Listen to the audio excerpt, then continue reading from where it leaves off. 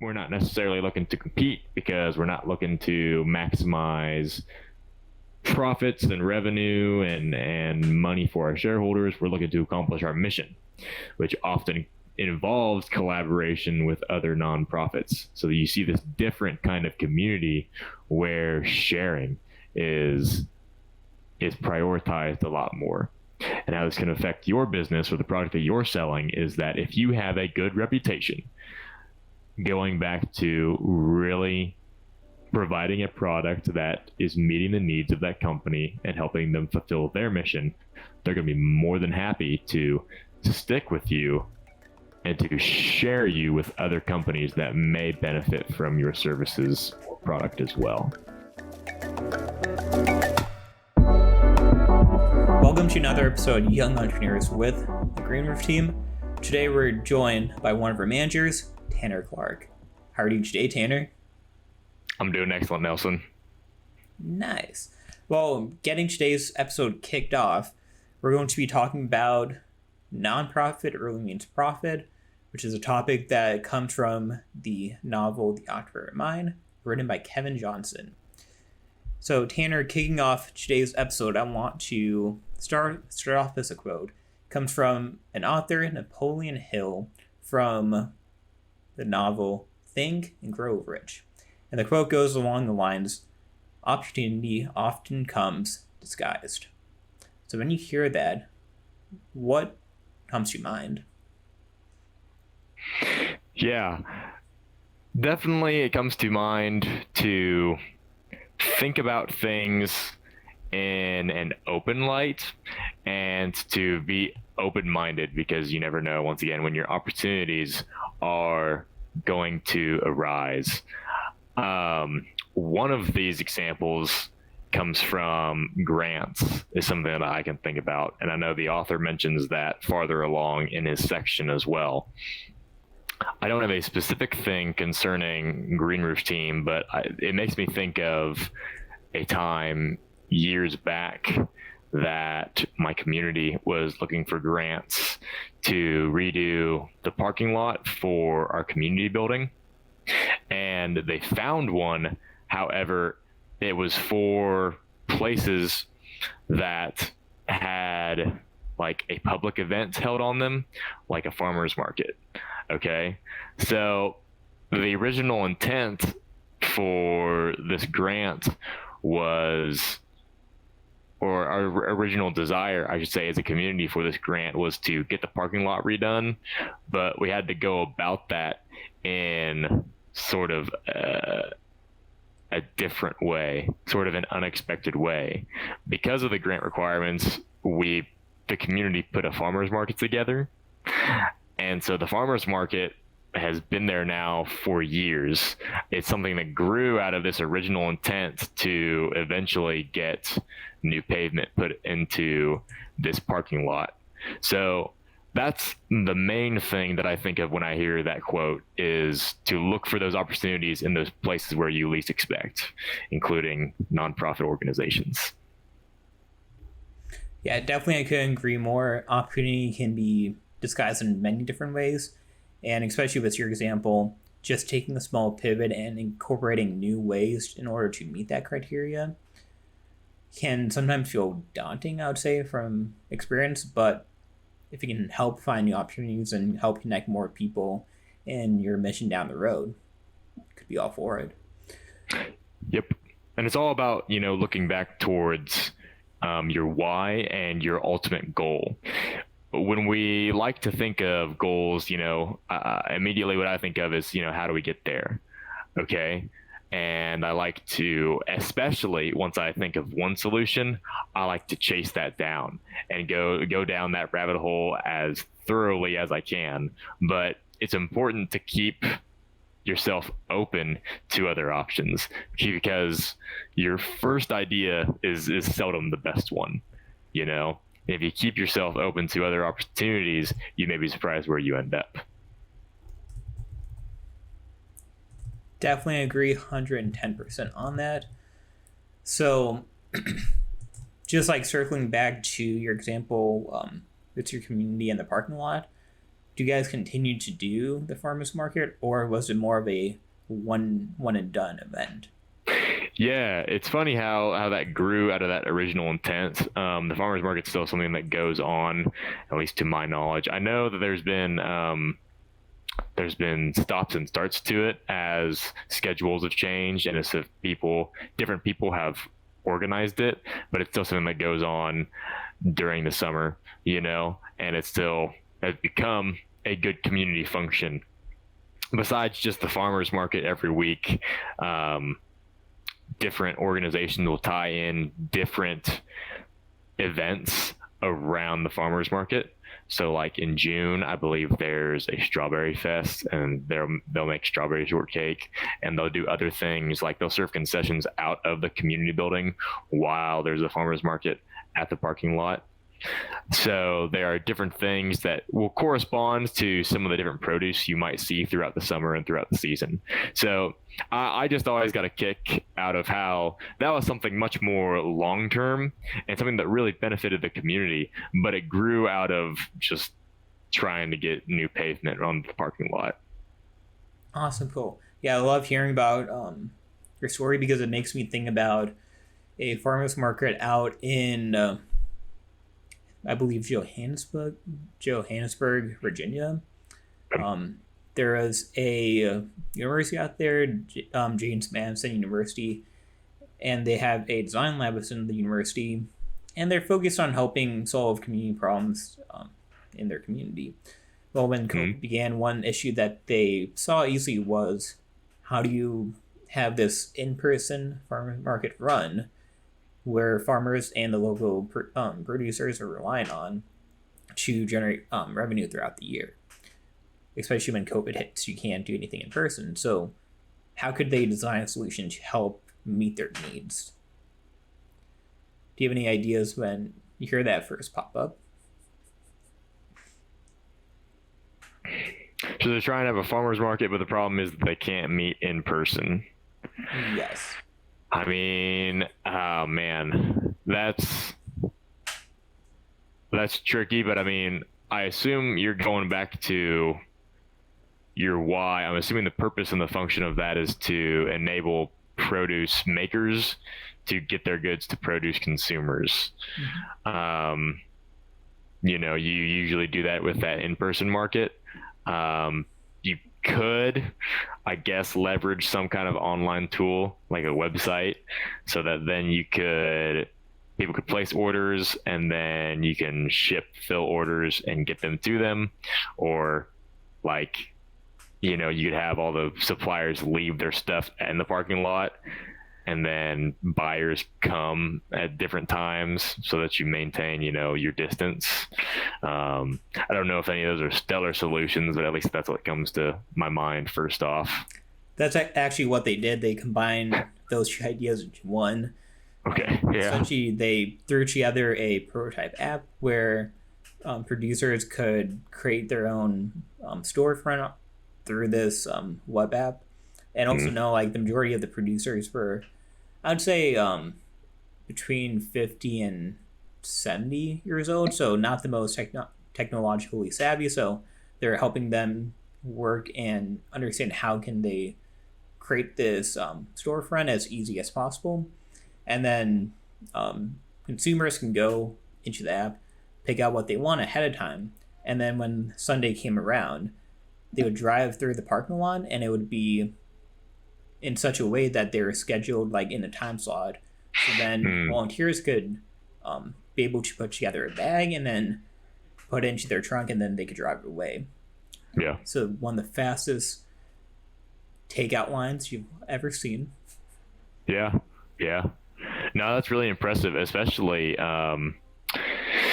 making it user friendly for people who aren't so tech savvy, farmers and gardeners and producers beyond the age of 50. That's something that I find really interesting, relating back to the Blade kit, because I'm always thinking about, how does our design and how does our work contribute and add value to the customer's experience, So that user friendly, that user experience, that really piques my interest, you know. Yeah, definitely, I couldn't agree more.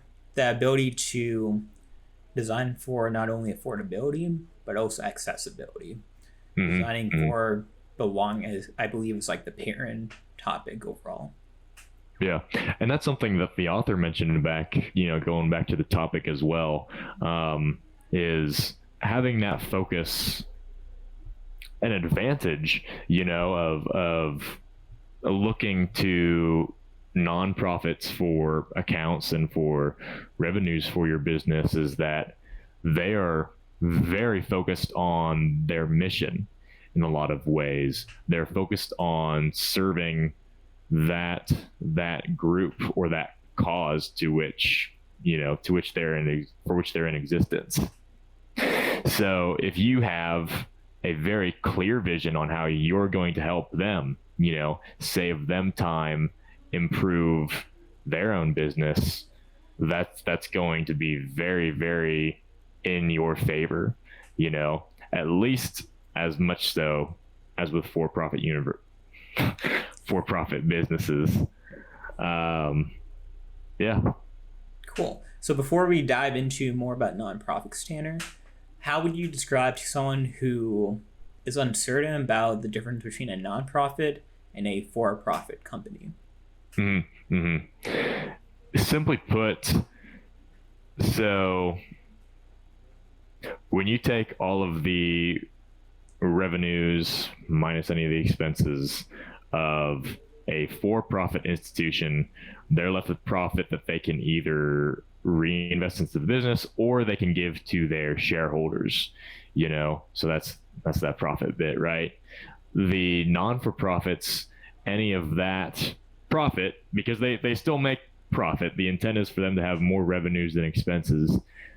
None of that is distributed to shareholders or anything like that. It's used to go back into the business, or it's going back towards the cause or the causes that entity exists for. So they both make profit. They just use those profits in different ways. You can kind of think of it as like always reinvesting back in the business, which is what a lot of companies do, especially early on. Cool. And just to put it in context for everyone out here, taking a look at back in 2011, the top ranking charities, which would count as nonprofits, you have the Mayo Clinic, $5.1 billion in annual expenses, the YMCA's at 4.5 billion, United Way 3.8 billion, Boys and Girls Clubs 1.1 billion, and then Habitat for Humanity 780 million. So these are pretty high values, right? Oh yeah. These are not. We're not talking about small potatoes here, It's just that the profits get used in different ways, but there still is the potential for a lot of revenue and a lot of cash flow through these organizations. And like I mentioned, and like the author mentions, these organizations, like any other, are looking for ways to perform more effectively. So they are most definitely a valid business opportunity. Cool. So these nonprofits, they're focused on their mission. Would you say that these nonprofits are willing to take risks with new vendors to save themselves money and find new ways on generating new income sources? Yeah. Like any business, they're looking to innovate and stay ahead of the competition. So that desire to save time and save money is very keen, and it's in a different context per se than a for-profit institution because in one way, I guess ultimately for-profit institutions are there to make their stakeholders, specifically the shareholders, happy, right? What's going to make the shareholders happy? Growth and dividends, getting paid back for their stock in the company. So as long as they're doing that, they don't actually necessarily need to be performing at their absolute peak. Usually those would correlate, but I could see circumstances where that's not the case. Now, with a nonprofit, they're more so focused on their mission, whatever that mission may be. You know, take a look at some of the businesses previously mentioned. They have a lot of different purposes, but whatever that mission is, that's what they're focused on. So they're not going to be focused solely on making money. It's a big part of it, don't get me wrong, but they're also going to be focused on that mission. And if you are providing a product that will better enable them to achieve those goals, that's something that they're going to be very keen to hear about. You know, we actually had a individual earlier this year who works at a nonprofit, Revolve Solar, come on to the show. Very nice. Yeah, so if anyone's interested in hearing more about a nonprofit that does work in solar energy, take a look at episode 29 with Sydney Muniz. So she dived into more about their mission and what they do day to day and year to year as a nonprofit. Revolve is focused on working with other nonprofits for finding ways on installing solar and then using the revolving door on using the finances coming in to be able to fund the project, but then also provide revenue down the road for them. So that's their main mission, but then they find ways on help working in the community. One of the biggest and I would say most interesting endeavors from my own personal opinion is their work with different university students. They have several chapters in different universities across the U.S. where they have the students working and assisting with the solar installation so that they can get that hands-on experience. Yeah, that stuff's critical to make that community impact. And I know that's something that resonates very strongly with Green Roof team and the kind of culture that we want to build of educating and empowering everyone involved with our company to improve their own communities the best way that they see fit. Another thing that stood out to me from what you were just mentioning is that relationship with other nonprofits. The author of the book also mentions that as well, that in general the nonprofit community tends to be more tight knit. It's almost viewed more as a collaborative effort than a cutthroat competitive effort, you know? So I guess for an example, I'll juxtapose that to what you may potentially find with for-profit institutions. So if you are providing a product or a service to a for-profit institution, they might very well want to keep that as a secret, as a trade advantage, as a competitive advantage against other competitors within that business space, right? So they're not going to want to share your contact information if you're providing a service that makes them better than their competition. If we shift then to nonprofit institutions, that perspective can be a little different, right? You know, we're not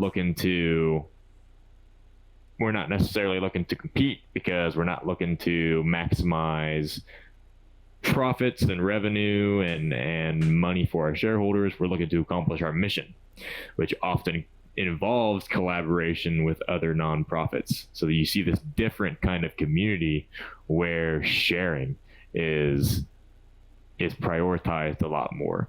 And how this can affect your business or the product that you're selling is that if you have a good reputation, going back to really providing a product that is meeting the needs of that company and helping them fulfill their mission, they're going to be more than happy to stick with you and to share you with other companies that may benefit from your services or product as well. So in that way, it's a win-win. Cool. Yeah, I would say that's one aspect that I have not thought about before. The ability to have that trust and the impact it has more on that PR side and being able to make more connections down the road. So Tanner, if you could solve any problem in the world by either working with a nonprofit or starting one, what would it be? Oh, that's insane. That's a crazy thought, but I like it. Um, so like any problem, any problem, right? Any problem out there? Maybe one that you've previously worked on, a screen roof. Yeah, we could do that. I think that empowering people to really stay curious and enjoy the learning process is something that is a problem that I would love to fix, because I've mentioned it before in previous podcast episodes. It is astonishing the amount of information that is at our fingertips, like Nelson, I am talking to you right now through like the magic of electromagnetism and radio waves and satellites flying up in the heavens above us, right?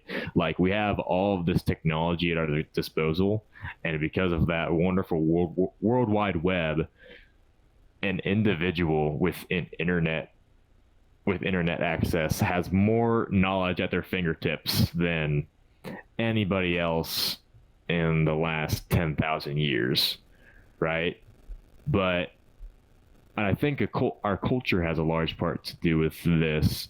There's very much a distaste towards learning and growing in a discipline and learning deeply on a subject, because often with all of that information, it has the potential to be a blessing, but it's often a curse, because we're flooded with all this like knowledge, with all this information, I should say, but we can't discern anything from it, So a lot of people, especially our generation younger, have these concerns, whether it be the climate or it be social unrest and things like that they get told about. They get bombarded with this information, but they don't know what to do with it. So I would love to change and create a culture that empowers people to learn deeply and to say, okay, here are my problems. Here are potential ways that I'm going to solve it in the best way that I see fit, and maybe they aren't going to change the world, but they can change their community. They can change a little bit of the lives of the people around them, right? And when we start teaching each other that, we make a multiplicative effort. We're greater than the sum of our parts. And then we can really enable and then bring about real change. So that's something that I would love to continue taking steps towards changing in the right direction, building a culture of empowerment and learning. Yeah, definitely, I couldn't agree more. Like earlier today, I was in the library and there's just hundreds, thousands of books in there, and for me, I reserved the books ahead of time so I can just go pick it up, and I was trying to check them out, and it just wasn't working. I kept getting errors. So I went up to the desk. The guy was really nice, and I was like, "Hey," he was like, "How are you doing today?" I'm like, "Oh, I'm going pretty well. How are you doing today?" He's like, "Cool, so I can help you." I'm like, "Yeah, I got these books. I reserved them, and I'm having a hard time checking them out." And he's like, "Yeah, don't worry. We already checked it out for you." And I'm like, "Cool, thanks." So I just found out the library, they'll check it out so you can just pick up the books and be on your merry way instead of going through the extra step of, hey, I got to bring my library card, I got to check it out all over again. And just like thinking about that small moment, it's taking away another step from someone wanting to learn something or read something. It's powerful. So, Tanner, coming up towards the end of today's episode, do you have any final takeaways from our conversation on nonprofits? Yeah, going back to the beginning of the conversation and where we ended up going, I would just encourage everyone to stay open and to stay curious about the world around them, because you can find all kinds of opportunities in the places where you least expect them. Couldn't have said it better. If anyone's interested in learning more about Tanner or about our team here at the Green Roof Team, please take a look at our website, greenroofteam.com. Follow us on social media. And remember, folks, stay sustainable.